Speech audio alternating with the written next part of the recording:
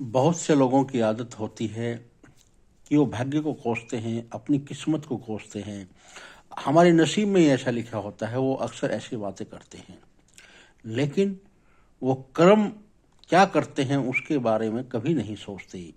कर्म का मतलब काम होता है, लेकिन काम का मतलब ये नहीं होता कि आप सुबह उठकर खेत में जाते हैं तो वो काम करते हो, दिन भर ऑफिस में जाते हो वो काम करते हो, किसी की दुकान पर काम करते हो या अपना काम करते हो।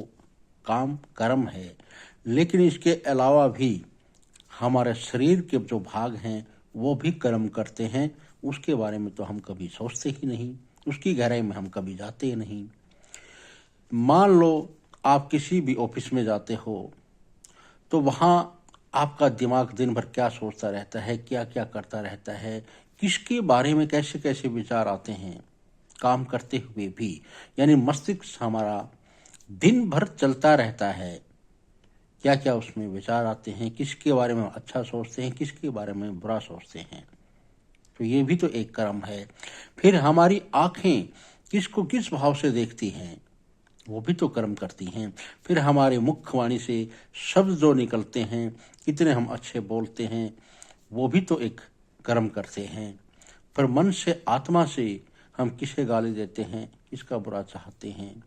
फिर हमारे हाथ वो भी तो कर्म करते हैं, किससे हम देते ही देते हैं या किसी से लेते भी हैं, क्या लेते हैं क्या देते हैं। फिर हमारे पाँव चलकर किसी मंदिर में जाते हैं या किसी शराब खाने पर जाते हैं, वो भी तो एक कर्म करते हैं। हमारा शरीर का जो भाग कर्म करता है उसकी गहराई में हम कामे जाते नहीं। तो कर्म काम है, एक क्रिया है। आप समझिए मैंने कहने का तात्पर्य क्या है।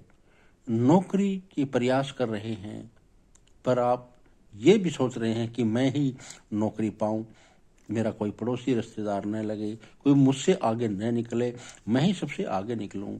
क्या ये सोच सही है?